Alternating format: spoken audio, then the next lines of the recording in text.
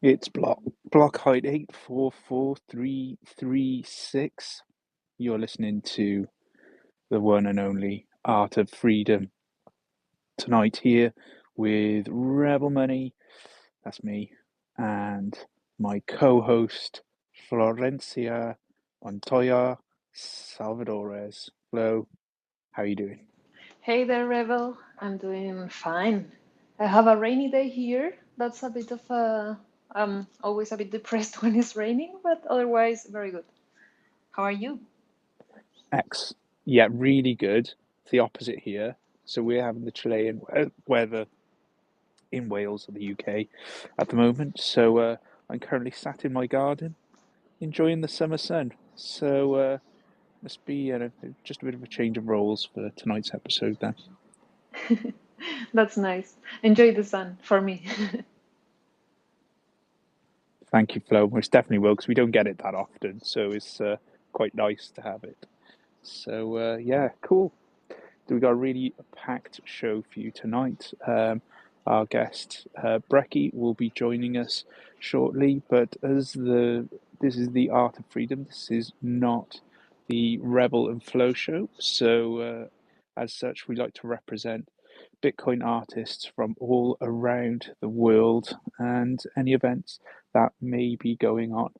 Just a reminder that anyone who's listening, if you want to come up and speak at any particular point, just hit that I'd like to speak button somewhere on there, and we get you up and either talk to ourselves or any of our guests that we have on. It's a conversation, and this is how our community grows, by interacting with each other, sharing ideas, concepts, and also challenging each other as well. So, with that in mind, we've got someone in the audience who has got an event coming up this Wednesday and asked to come on and promote it. And obviously, gladly we said yes. So, Mr. Cypher, are you there? Hey Rebel, hi Flo. Thank you both for having me. That's all right, mate. No problem. Always an absolute pleasure to hear your kind of English voice here, mate. On I know, mate. This is it. Good, some good UK vibes here this evening. How's your week been, mate? Very You all good, right? mate. Very good. Likewise, very much enjoying the balmy weather that we're having in London at the moment. I'm sorry, it's not quite the same in Chile, but certainly Britain and England and Wales they're looking nice at the moment. So yeah, having a good week. Having a good week. That's really good to hear, mate. Look, sounds like the police are after you as Yes, well. I've actually just popped. So, I had to pop out. I've completely messed up my timing, so I'm just on the street, but I'm listening and I'm happy to be here. But I'm out and about, but that's all good. that's fine, mate. You've got to keep Bitcoin art dangerous, and it's if you're on the run, that's fine. And if you want us to do a crowd-funded kind of bail escape fund, we can actually sort that out for you as well, because as Bitcoin artists, we need to stick together. It's funny you say that, Rebel, So because I think that generally is what we might need at some point. You know what I mean? I think your point that we need to keep Bitcoin art dangerous is definitely very very astute, because really that's really what art is about. It's about pushing those boundaries, and I think that's kind of what I'm trying to do here with this show that we've got coming up, which I've kindly teamed up with Abstract, who runs Natamoto, which is another art and apparel kind of Bitcoin auction house that he's running from the UK. And kind of fortuitously, we've fallen into this situation where we have access to a cool little building, which works pretty nicely as a gallery. So we're organising a little show this week for Pizza Day. And we have a really amazing collection of international artists from all over, Bitcoin artists. It's amazing to have so many represented. Right now, the site kind of looks like an artistic bomb site, but hopefully by tomorrow it's going to look beautiful, and we will have guests and Bitcoiners and all sorts of people from all different walks of life, actually really trying to pull in different crowds to kind of use art as a way of bringing in people to the Bitcoin conversation. So yeah, I just wanted to say it was happening, because we're going to obviously be kind of talking a lot about it kind of digitally over the next few days, but also just to say that, as I've said, this is it's a space that we've got kind of access to, hopefully for at least the summer, if not the rest of the year. And the plan is to kind of use it to really, be a beacon of Bitcoin art, in a capital city, and just make a statement, and hopefully organize more events where we can bring even more Bitcoin artists in, and just keep displaying it and then spreading that pill. So that's really what's going on. And I just wanted to say that was happening. And like I said, everything's going to be on Natamoto, hopefully by tonight, if not tomorrow. So we'll see, everyone can see all the beautiful pieces that we've got, and we'll be auctioning for the week. Yeah, we're just trying to make signal, basically. So that's what we're up to. It's really exciting, mate. And I'm also very humbled as well that one of my pieces is being displayed there, and you've managed to make room for it. And I know it's been a bit of back and forth to try and get it there. So I really appreciate you accommodating that. And it's wonderful to see these art pop-ups going on around the world, and having a gallery space where we can just display this incredible revolution, and also at the same time just hang out. And I was told there was free pizza. Really, that's the reason why I'm going to London. So I will let you know. I literally, so I just, because I've basically I've just popped for dinner, and I've gone to the local Italian, which is around the corner, and these are the guys that I've made this deal with them for the pizza day. And I've just spoken to the kind of main manager, and when I first told him, this is the pizza I want for the pizza day event, and he was like, "What the fuck? Like, you cannot put this on a pizza." I'm not going to tell anyone the ingredients, but like, this pizza is a bit ridiculous. And he actually said he did a demo of it over the weekend, and he tried it, and he's just told me it's actually pretty tasty. But I'm pretty sure these toppings have never been put on a pizza before, so it's going to be possibly a world first kind of pizza. So that's another little conceptual element to add to the show. So I hope people aren't going to be sick when they try the pizza, but it's going to be a fun thing for people to experience, hopefully. I'm really intrigued. But I think someone's already put salty Fiat tears on pizza before me. So I guess it would taste a bit like anchovies, but I wouldn't, I don't know.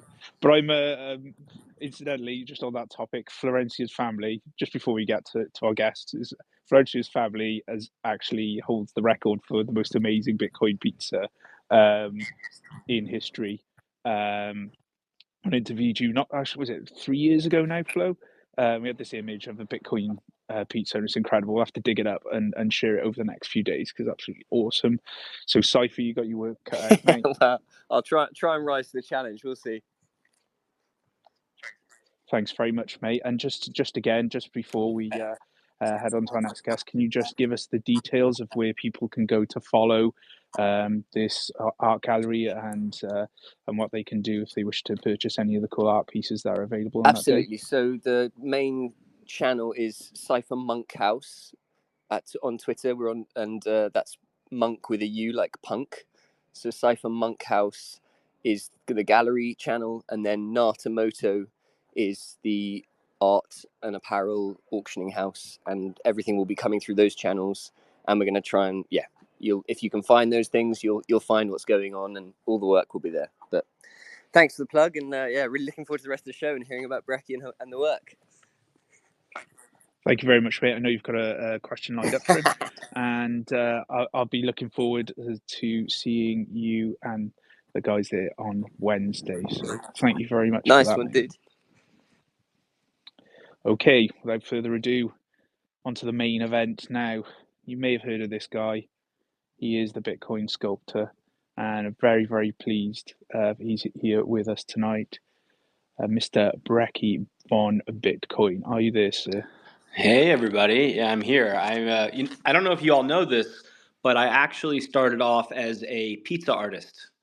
Back in the day, I don't know if I'm the only one to ever have tried this. It was Bitcoin Pizza Day, and we tried to raise a bunch of money for a charity by putting a QR code on a pizza using only pepperoni. And unfortunately, it did not work out because the pepperoni, it took so long that the pepperoni started curling, and it looked really cool, but it was a total mess. So that was my one and only foray into pizza sculpture. But I just thought I would mention because it seems relevant to the conversation. And I don't know, maybe next time what we could do is use like a laser etcher or something to like etch the QR code onto the pizza. But anyway, hey everybody. That's so cool. Hey, Brekkie. Hey, guys. I think you, with the QR code pizza, might have won the pizza contest. But I definitely would want to try something like that.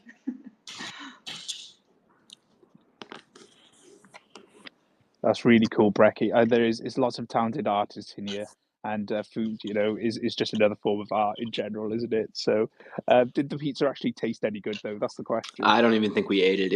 It took me like 2 hours to lay out all the pepperoni, and by that time it was kind of cold, and in that sort of in between stage where pizza is good cold or it's good hot, but that like halfway point in the middle where it's congealing and it hasn't totally congealed, you don't want to eat it then. That's what we were looking at. So unfortunately, but there was plenty of other pizza. It wasn't the only pizza in the room, so we were fine. That's great, mate. That's fantastic. Great way to celebrate the Bitcoin Pizza Day. Yeah. So I might actually give that a go, mate. Yeah, just do that, but maybe with like Welsh rarebit. So that would be quite good, actually. Kind of put a national slant on it as well. Um, so thank you very much for coming on this evening. I appreciate you're a very busy person, and you've scheduled us in a group of meetings as well. So thank you very much for that. Um, who Brekkie Von Bitcoin. Let's start kind of at the beginning. I'm sure you've told Jordan Peele's story many a time, but for the people that kind of haven't heard it, can you just give us kind of a brief overview of how you got into Bitcoin, and then how it developed then into kind of an artistic uh, development then? Sure. I think I probably heard about Bitcoin in college. This is probably back in 2011, 2012. I got a little bit and kind of forgot about it. Not enough that I can retire, unfortunately, but enough that, it was a decent windfall when I remembered it. And I wasn't a Bitcoiner at all at that point. I think I have an email somewhere when Bitcoin dropped, and a friend of mine was like, "Oh no," basically calling me an idiot for buying any Bitcoin at all after it dropped like 50%. And I was like joking that I should buy more because they're going to cut the supply in half in 2 years or something. I was talking about the halving, and I didn't even know what the halving was at that point. Um, and so, flash forward a few years, I'm in film school, and I think this was around the time of the 2017, 2018 bull run, and I was, caught up in the price action like everybody else, and caught up in shit coins, and I was still not a Bitcoiner, but a few people reached out to me and kind of looked at what I was doing because I was like posting memes and kind of a troll on Instagram and Twitter, and a few people reached out and was like, look, you really need to take a look at Bitcoin more seriously. This is what's really important. And so I started doing that. I started listening to, Rabbit Hole Recap, and, gradually, then suddenly I was a hardcore maximalist. In terms of art, I've never, I'm not really professionally trained as a sculptor. But I've always been an artistic person, and in high school I was always in the art studio, and I ended up going to film school because I love storytelling. But after film school, I'd done a few films and kind of realized that I much prefer watching movies to making movies. Um, and it was around this time that I was becoming a Bitcoiner, and I realized that I wanted to work in the space. I was, to me, this was the most important thing going on in the world right now. And so I let me see. I was working for one company that no longer exists as their creative director, and I was part time for Give Bitcoin, which would eventually become Swan Bitcoin, which is where I'm at now. I've been their creative director since the early days. But in between being full time, I had some time on my hands, and I didn't know what to do with myself, so I started making Bitcoin art, and I was working in resin and mixed media, and I was kind of trying to find my medium. I was inspired by Bitcoin and the journey to becoming a Bitcoiner, but I hadn't really found what my passion was in the art space, and it wasn't until um, the beginning of the pandemic, I heard a podcast that I was listening to an episode of the Preston Pish podcast with Elise Colleen. And at the end, he always asks his guests, what's your favorite book? What would you recommend? And she recommended a book called The Agony and the Ecstasy, which is a biography of Michelangelo. And I read that, and I was like, holy shit, I have to try this. And so the next thing I knew, I ordered some chisels and found a place nearby that sells statuary stone, and kind of dove in and realized that stonework is so in line with the ethos of Bitcoin. It just made perfect sense, and it's such a meditative process that I kind of fell in love with it. So here I am. I'm still not an expert, but I'm learning, and excited to be here and answer any questions. Yeah. Hey, it calls my attention that you say I'm not a like you said something like I'm not traditionally. How do you say it? Like you I'm not didn't study art or something like that? right. I'm not professionally trained. I'm basically self-taught as a sculptor for the most part. Yeah, but what I find more amazing about that is like that is like the most professionally way you could train as an artist. Like that's how they used to do it, like by working. Like you had to go to the workshop and just prove yourself every time. I think, I mean, I went to study the arts, and for me it was really silly. Like you could easily get a degree in arts without doing any of the proof of work that you that someone that what I've seen from your work, like someone like you does. And you could have like the degree, and it doesn't mean anything. I feel like you're more trained than many of the artists I know.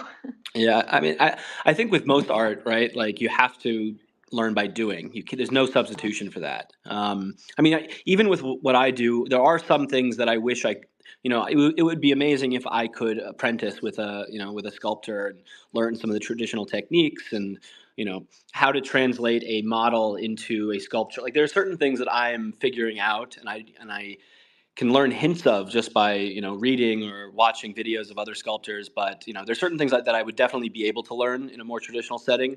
But if a sculpture takes 100, 200 hours to do, you have to learn by doing. And there's only by trying one chisel and realizing, no, that chisel doesn't work in this situation, or breaking something by accident and realizing, ah, shit, okay, there's a lesson learned. Like you have to make mistakes, you have to break things, you have to move slowly. There's no substitute for it. The whole process sounds almost maddening, mate. It sounds like a recipe for for going crazy. When I do my artwork, if I'm say in Photoshop, I've got the undo kind of key, which is probably my most used key. I got to be honest. When I created art, or if I'm doing street art, there's kind of very much not an emphasis on perhaps perfection everywhere. It's very free and flowing. How do you keep yourself sane when you do this? Because I'm assuming like this is a relatively lonely practice as well, where you're there hammering. I've got a vision of you in my head, hammering there late at night, trying to get every perfect detail, and then perhaps maybe every so often it's just there's one slip of the chisel or wherever it might be, and a piece may or may not end up how you wanted it. So how do you get through this crazy process of sculpting? What's your mindset as you're going through it? Yeah, sure. It's actually funny you brought this up, because I saw a sculpture today that somebody was working on Instagram, and it was a marble version of Control Z, which I just thought was hilarious. It was like two giant keys. I love the irony of that. Well, I mean, there's a few things to consider, right? Like, I think when people think of sculpture, they think of hammer and chisel and like swinging the hammer really hard. But the process is more nuanced. When you're starting off and removing large chunks of stone, you're always aiming to leave a safety margin before you get to the details. And in the beginning, you're using a larger hammer, you're using a larger chisel, and you're removing stone more quickly in larger pieces. But as you get closer and closer to the final form, you start using a hammer that weighs less. You start using smaller chisels, different types of chisels. So, when it comes to the point where you're, working on a finger or something, or a nose, you'd have to be really dumb to be using your biggest chisel and accidentally, like, take the nose off like the Sphinx or something. That's pretty rare. Something like that could happen if there's a natural fault in the stone that you were unaware of, a fracture, a microfracture or something. So it can happen. There was one time I was carving something. It was a I was trying to carve the elliptic curve of Bitcoin, and it was a very thin piece of limestone. And it was late at night. I wasn't paying attention, and I wasn't thinking about where I was directing the force. And I, did one light tap of the chisel, and the curve broke off of the base that I was working on. And I was just like, well, that's a time-consuming lesson, but it's a good lesson to learn. But in terms of like where my mind is at with all of this, well, one, I'm issuing you a challenge, Rebel. I think that next time you open up Photoshop, you should tape over the Control Z buttons and only allow yourself to try it without being able to go back. Because the cool thing about stone, at least, and I think it applies to other art forms as well, is that um, I don't know if it was Michelangelo or somebody described it, but like stone is not a I mean, it is monolithic, but you have to think of it almost as like a river. You know, there's a flow to the stone, and as you're carving, you might make a mistake, but oftentimes you can adapt and you can find a way to turn that mistake to your advantage. So like, yes, if you break off a finger, there's no reattaching the finger, but you know, there are ways to, like, for example, the photo that's in my banner on Twitter, the large eye that I carved. I was relatively new to carving at that point, and part of the eyelid kept breaking off over and over again, and it actually forced me to make the eye more realistic. And had that not happened, had it not had those microfractures where it did, I would have carved something that was a lot less 3D. So I don't know. I think part of it is just being open to the change and realizing that, there is no such thing as perfect. And, if you're open to those changes, oftentimes you can create something better than you would have otherwise.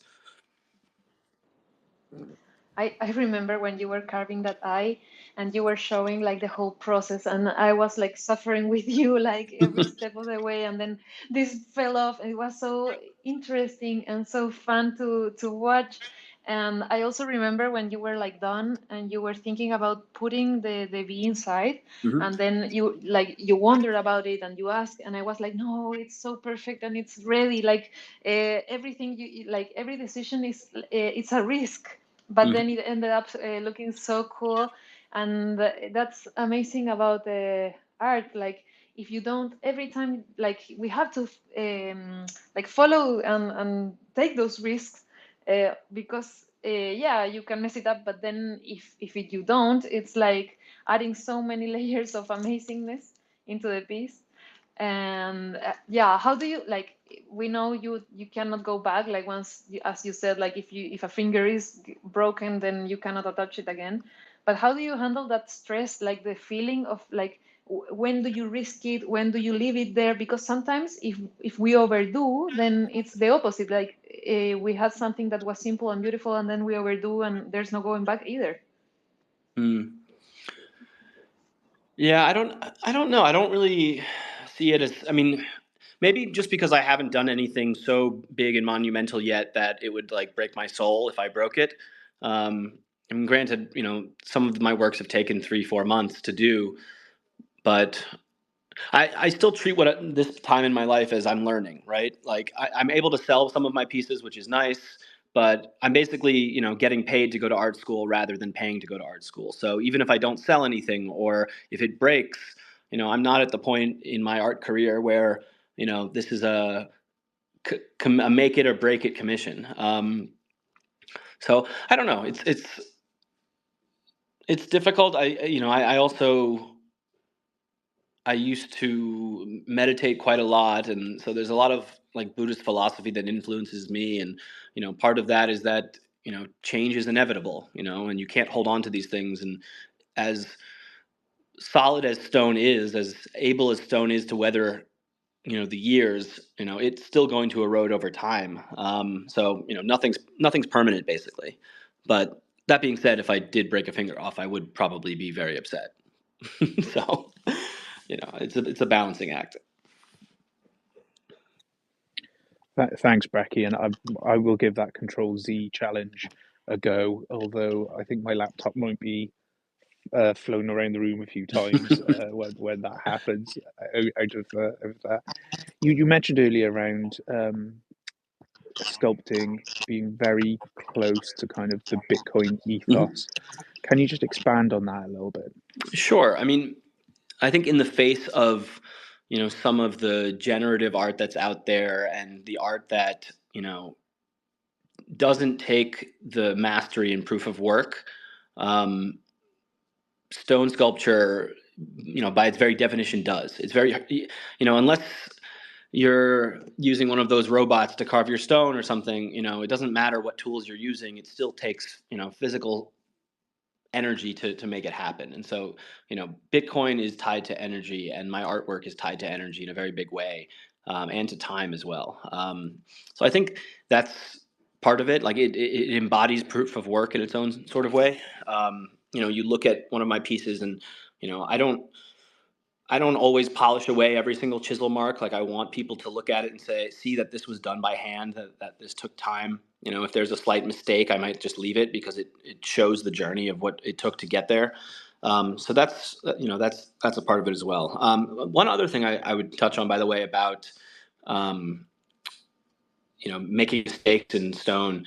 Um, Oftentimes, like a stone sculptor has carved the piece many times before they even get to the marble. And by that, I mean either they've worked in clay or they've thought about it in their head for months on end before they even get there. So it's not like we, go from an idea to a finished sculpture immediately. We do have our time of experimentation and, being more fluid than when you're in the final form. So that's something to consider also. But on the flip side of that, what I do love about the rigidity of stone in terms of the medium is that it forces you to to think about these things ahead of time. It's not like you make a decision and then you commit to it without any prior thought. You've put a lot of thought into what you're about to do before you do it. It is possible to, if you're using power tools, to move really, really quickly and accidentally take off some stone. But oftentimes, you know, sometimes I do a lot of letter carving just because I enjoy it. It's not the most difficult thing in the world for me to do. Even I'm not an expert, but it doesn't take as much thought to carve letters as it does to carve something in 3D space. And so while I'm doing that, I might be thinking in the back of my head about the decisions I need to make on, the sculpture that's sitting on the other side of the studio, staring at me, asking me when I'm going to get back to it, right? So, a lot of the time there's a lot of time spent making those decisions before you ever put chisel to stone.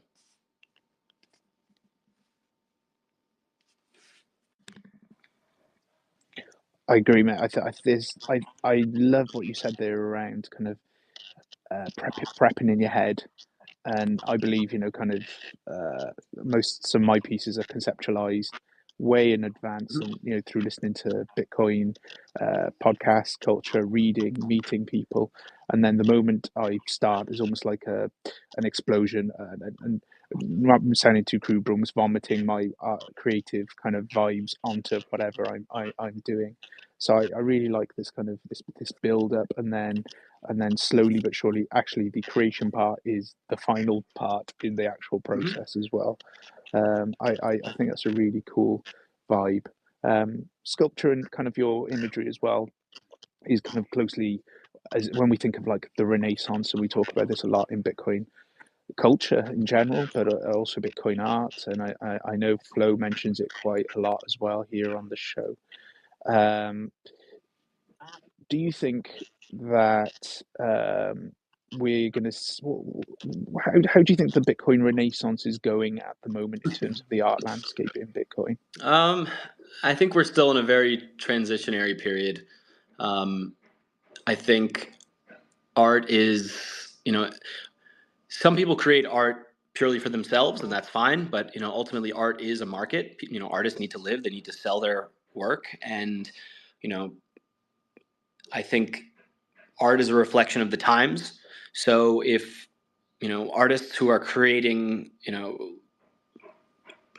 would you call it? Artwork more reminiscent of the Renaissance, or artwork that is more classical and stays true to the ethos of the old masters, you know, and no one's buying it. Well, then things are going to move more slowly. But I don't know. It's tough to say, right? Like I think a lot of us are channeling the Renaissance as best as we can. Like I look at your work, I look at Flo's work, like, it takes skill, it takes time to do what we do. And I think some people are starting to recognize that, but at the end of the day, some people are still buying NFTs and, JPEGs. So we're not there yet, but we're taking the right steps in the right direction.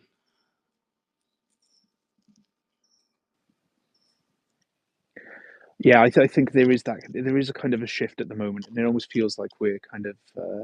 I know we're really early. I know that phrase is perhaps used too often in the Bitcoin space, but it's really nice to see some of these. Well, I would say some of the kind of traditional, or even these time, I suppose, incredibly intensive tasks being brought back to the fore, and humanity and the human aspect of art being brought into it rather than an over kind of automated, soulless kind of approach to it. So, do you think like Bitcoin art is bringing humanity back into art? I hope so. I think so. I think, we've seen, a lot of postmodern art has kind of, existed as, I don't know. I just think a lot of it's garbage. And now I think we're seeing people get back to that. I think people are buying art, at least Bitcoiners, because they like it, because it's something that inspires them, because it's something that resonates with them, and not necessarily because they think it's going to be worth a ton of money in the future and it's a Jeff Koons and so that's why they're buying it. So again, I think we're not quite there yet, but I think if that's what drives us and we continue to do it, then that's the change that we're going to see. We just have to keep at it. Yeah, I think that's very special about the Bitcoiners buying art, and it's really different because a Bitcoiner wouldn't buy art as an investment. That's why we have Bitcoin, and they know it better than anyone. So it's really going back into I believe in this, or I like it, or I enjoy it, or anything, but not like I can sell this later for more money. I think that's one of the least reasons. Like nothing is going to appreciate as Bitcoin. Yeah, exactly. Yeah, I agree. Yeah. Hey, I wanted to ask you something very different. So for those listening, Brekkie wrote a book and I made the drawings. And I wanted to know if you were thinking or has it come to your mind to do another book or other kind of project like that? I haven't thought about it recently, but I'm open to ideas. I think that one came about. I don't know if I've told you this, but I wrote the manuscript for that very quickly. I had read another children's book, not a children's book. It was a beginner Bitcoin book. I won't say which one. And I remember reading it and thinking to myself, this is not a beginner Bitcoin book. And so I was like, I'm going to do this myself. I'm going to write something like in the style of Dr. Seuss, something that like is eminently approachable. And I kind of belted it out over a weekend. And we refined it, but then, that was sort of the inception. So I don't know, tell me something to grind my gears, get me annoyed about something, and I'll probably, I could write something up really quick. But I don't know. Let's brainstorm. If you're willing to do more illustrations, I'm willing to do more writing. Yeah, it was so fun working with you. I think we had a great flow, even though it took like a lot of time and it was like not maybe easy. Wait. Did Flo just say we had a great flow? Is she allowed to say that? I don't know about that one. We'll give it to you. No? It's part of her branding. That's it. It's part of the contract that we have, Brekkie, to run these spaces. She has to name drop Flo whenever she can, mate. I'm sorry about that. Uh, well, Well, I did enjoy that process, and I love the book. I love it so much, and I love it. I love to take it into like the conferences and show it to people, and that we did everything ourselves. That's for me, it's like super crazy, and yeah, maybe we could promote it more and all, but I don't know. As a project, I love it as it is, and I think it would be very cool to do more stuff like that. Like I love how versatile you are. Like that inspired me so much to do different things in that moment, and to be open to like, I don't know, like I had never made like illustrations for a book like in that way. I had to learn to use like watercolors in a more, I don't know, better way, and I loved the challenge. It was, yeah. Yeah, it was a fun process, and it was amazing to see the words come to life that way. You have an idea in your head, and then someone else can take it and run with it, and it's a beautiful thing. Maybe we should do the opposite. You should create 21 images and then hand them to me with no context, and then I'll have to come up with the story. Actually, I don't know if that'll work, but Hey, that could be. yeah, we can do that. That could be very fun. We could That would be totally do cool. that. I would love that. That'd be amazing. The inverse Bitcoin book. You need to sort that out, guys. It's going to be a classic, definitely. At this rate, you guys are going to be like the Roald Dahl and Quentin Blake of the Bitcoin world.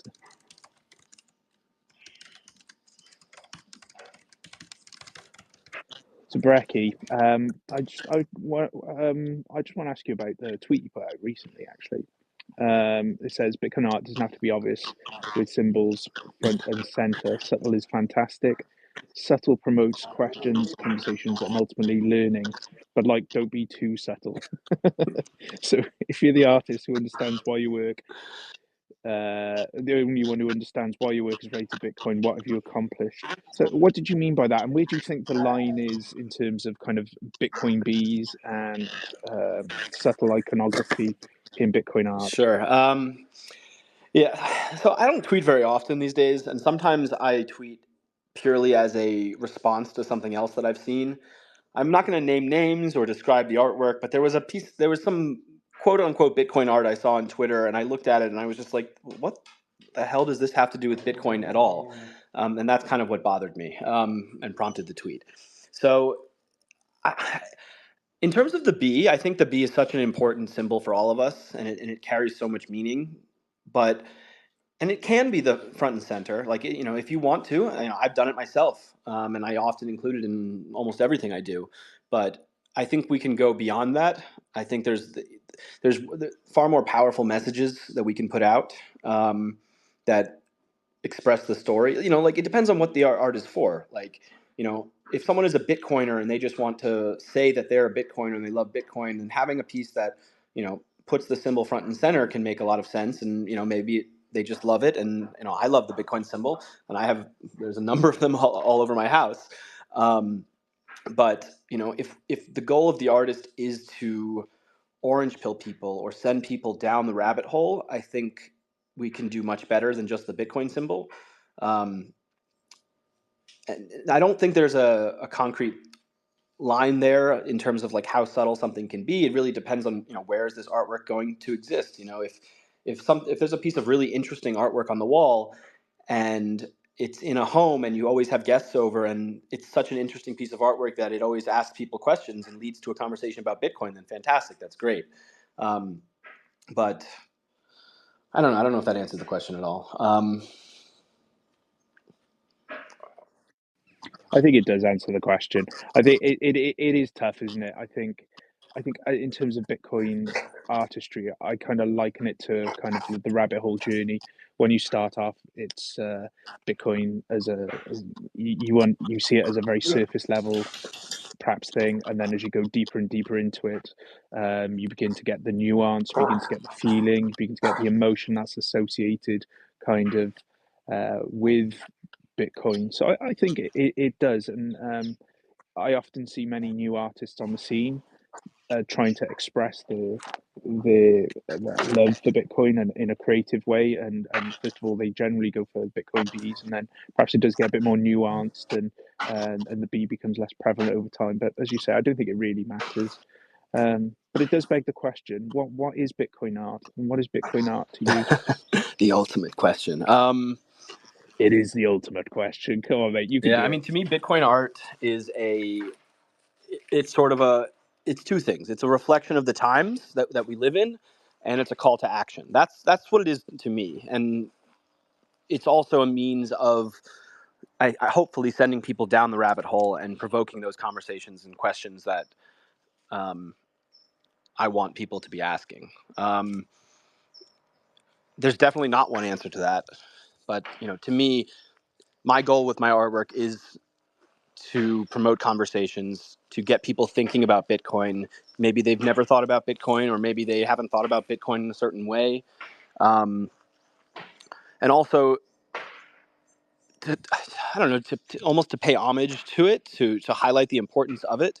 With my artwork and the artwork of many, when it takes so long to do, I think inherently, if somebody sees one of my sculptures and realizes that it's Bitcoin art, and then says to themselves, why the hell did this guy spend hours and hours and hours making something about Bitcoin out of marble? Like, to me, in and of itself, that will hopefully get people to think that either one, I'm crazy, or two, maybe there really is something to this Bitcoin thing. Yeah, I've had that people thinking that I'm crazy. I don't know if I told you that story, but the other day, like one of the very closest friend to my mom, she doesn't get Bitcoin at all, and she was like, "Why is Flo wasting all her abilities and talent in this thing?" And we were like, "Yeah, I don't Yeah, know. How probably can I once a explain it to you?" probably once a year at least, my parents will be like, "So, are you gonna just do some like regular sculptures?" And I'll say no, or maybe, but I don't know.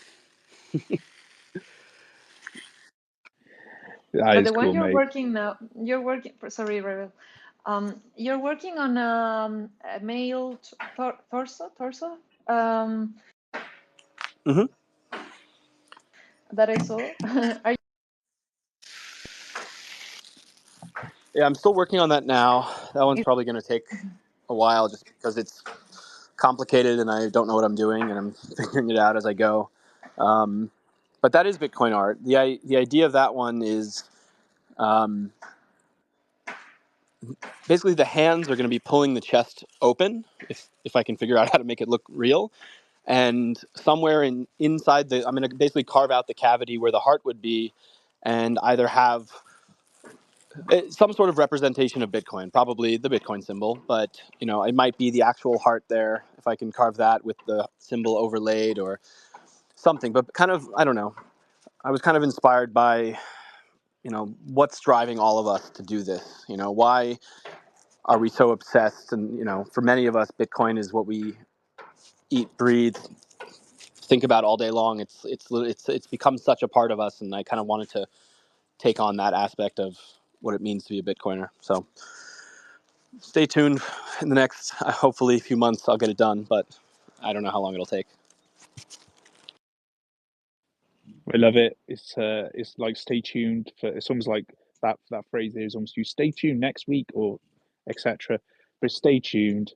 Might finish it in the next 6 months or so. So the kind of time preference there is just pushed so far back, which is really refreshing. So it's great to hear that, and obviously bring the Bitcoin ethos in. This is the Art of Freedom show, and for all the listeners who may be joining us for the first time, welcome. This is an open forum around Bitcoin art, and we're here to kind of discuss and push Bitcoin art forward. And this is kind of the weekly hangout that we have every week. If you want to step up to the mic and ask Brekkie, myself, or Flo any questions, please do so. This is not just the Rebel, Florencia, and Brekkie show. This is for everyone to get involved. Cypher, I know you have a question. I don't know if you're still there, mate.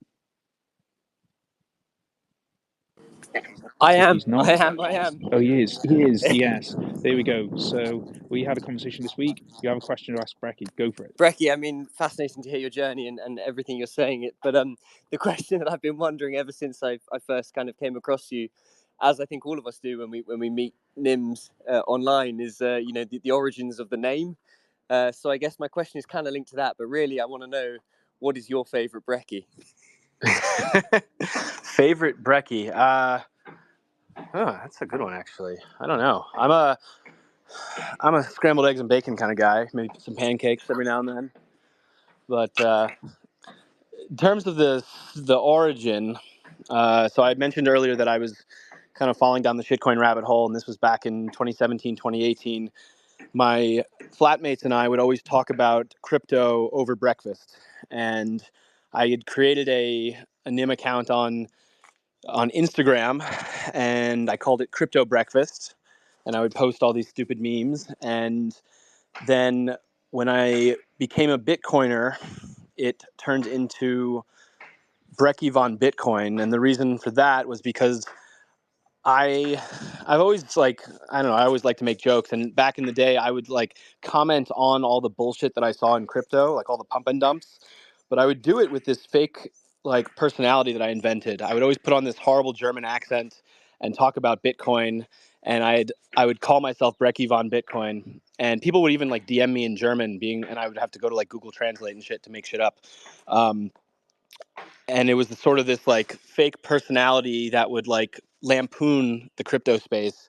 And eventually I kind of got tired of doing that and got a real job in the space and needed to be more serious. But the nickname Brekkie always stuck, and it's kind of just been that forever. So origin story.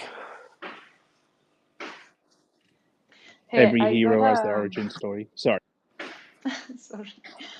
I love it. I got a question from Maudio Tech that he wrote to us before, and it's about your other piece that you're working. I think currently now, the one with the letters you're carving, and Yeah. he wanted to know, what does this quote from Satoshi mean to you? To me, I mean, the quote is, let me see if I have it memorized by now. I've been staring at it for so long. It says, the nature of Bitcoin is such that once version 0.1 was released, it was the nature of Bitcoin was set in stone for the rest of its lifetime, something like that. I think it goes back to Bitcoin's. I mean, I'm not exactly sure what Satoshi meant by it 100%, but to me, it's about the immutability of Bitcoin, right? It's about the nature of Bitcoin not changing. So yes, we're going to continually make improvements, and Bitcoin is hasn't totally ossified, but what the thing that makes Bitcoin Bitcoin is not going to change. And putting that into stone just felt kind of deliciously, amazingly ironic and on point. Not ironic, but it felt like a quote that needed to be set in stone. So I hope that answers the question. Yeah, I think so. I love when materials play a role in what you're creating. I feel the same way. I did some piece when I wanted to talk about printing money, and then I printed the artwork with etching and stuff like Mm-hmm. that. And now you're talking about this setting rock rules, and you're literally putting them into rock. I love those games. Wanted to talk to Gareth. Do you have a question for Brekkie? Are you there? Yes. Okay. Sorry, I I forgot to press the button. Technology, eh? I wanted to. I've been sort of following Brekkie for a while, and he Wait, does the Gareth, hard stuff. Yeah. I have a question for you, my friend. Oh, right. Did Do you? you want to go first then? I do. Did you ever find that diamond that flew off into your studio? Yes, I did. Woo! Yes. Oh, It good. moved 3 meters from my workbench, and it was just at the front door, and it was I had cleaned every single square inch of my workspace, And then I thought, well, I might as well tidy this area up. And there it was. It was only 2.5 millimeters in diameter, so it's almost invisible. See, this is why I use large blocks, because it's hard to Yes. misplace a sculpture.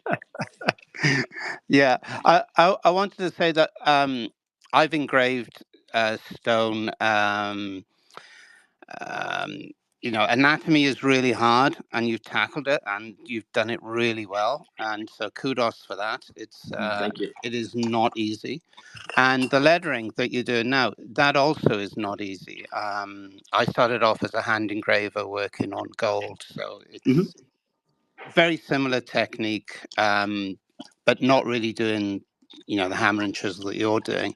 And I also do engraving onto the gemstone, but I'm using a copper wheel for that. So that's also a Hmm. different technique too. And the lettering is hard. If anyone wants to know if someone is good, what Brekkie is doing is very, very hard to do perfectly. And I'm watching it come together, and it is perfect. I wanted to say something else. I I see that as Bitcoin artists at the moment, we have a real problem. Is there's not much of a market where we've got collectors or patrons who are willing and want to pay good money for really good work. And what I mean by that is, if someone's going to spend 2, 3, 4 months making something really good, they can't just sell it for $600 or $1,000. And there's many collectors who will say, "Well, I'll never spend more than that amount of money on a piece of art." We need patrons who are going to say, "Yeah, 10,000, 20,000, 30,000. If you're one of the best in the world at what you do, we are going to support you, and we're going to spend some of our Bitcoin." There's It's like I was struck by the Medici family and what they did in Florence in Italy. Was they single-handedly, this one family, built most of the great architecture in Florence was created by the Medici family.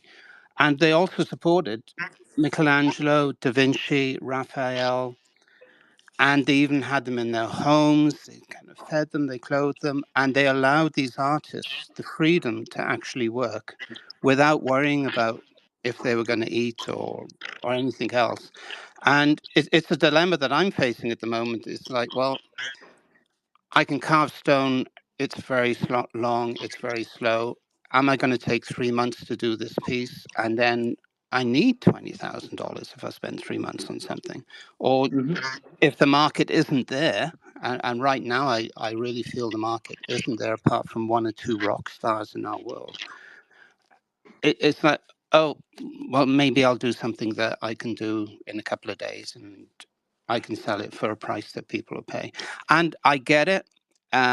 Asking to be paid in Bitcoin is really tough because, I know if I sell something, if someone pays, say, $1,000 for a piece of mine right now, that if he kept it as Bitcoin, that could be $10,000 in a while. It could be $100,000 in 10 years. So the actual price of our work, if we're being paid in Bitcoin, is almost 10 times more than we're asking for it.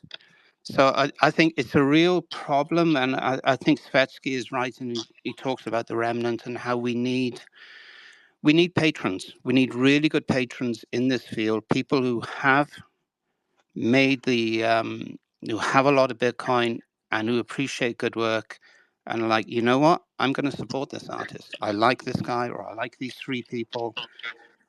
Let's make sure that they can afford to do their very best work instead of compromising and doing less than their best work because they just need to pay the bills. So Yeah. that's my Sorry, sort good of evening. issue at the moment. I think it's a common issue for all of us, right? Like, even, you know, I work a full-time job for Swan, and this is and I love what Swan is doing. If I wasn't an artist, I would want to work there anyway. But it's a conscious decision made so that I can, support myself in a way that is, a relatively nice way, while also furthering my artwork. And I would love to do art full time, but it's just, I wouldn't be able to support myself at the moment doing that.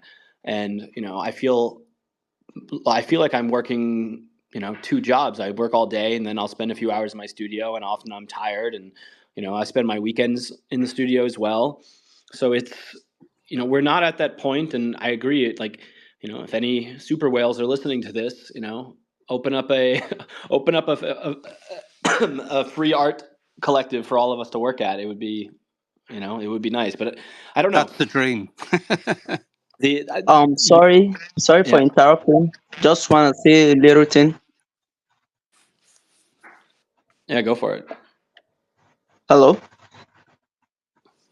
Hello, is it Hi, me Bitcoin. you're Go ahead. I, looking for? and I just want to say a little thing. It's about my projects. My boss, although my boss is here also, his name is Cripsy Arts.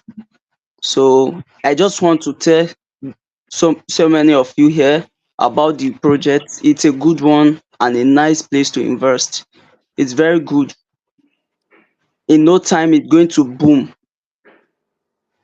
Cripsy. You can check it at our website in Twitter and also in Telegram. Cripsy, that is the name for all the social media handles.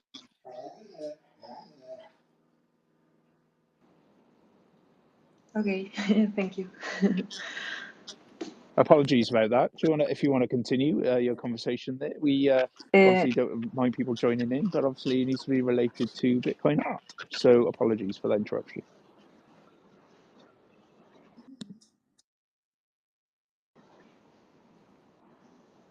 Anywho, Brekkie, I would love to hear to see some of your works in real life. Like, are you planning to go to some conferences and things like that?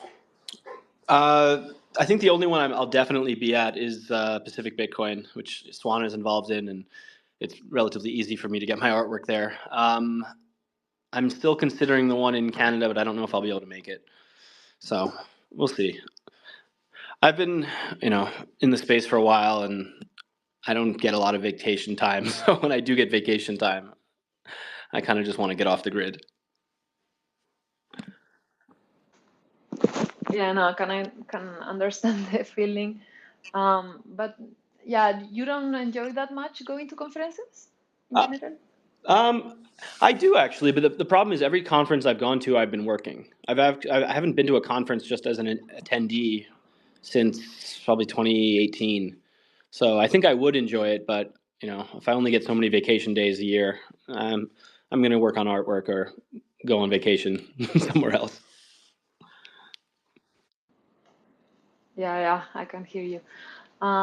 It's stressful, but I love it. Like, yeah, I'm so tired after going to these conferences, but They yeah, do kind I of renew really, you a really bit, like it. though. Like, Like you go to yeah, a Bitcoin, if you're working day in and day out in Bitcoin, like it can get, not that you're jaded. Like I've never lost my passion for Bitcoin, but it becomes the mundane. It becomes the thing that you're always thinking about.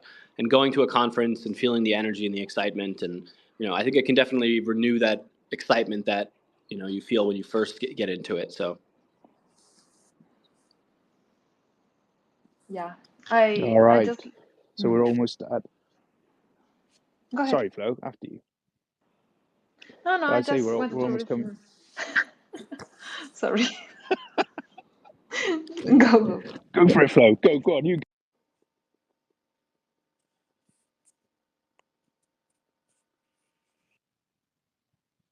Okay.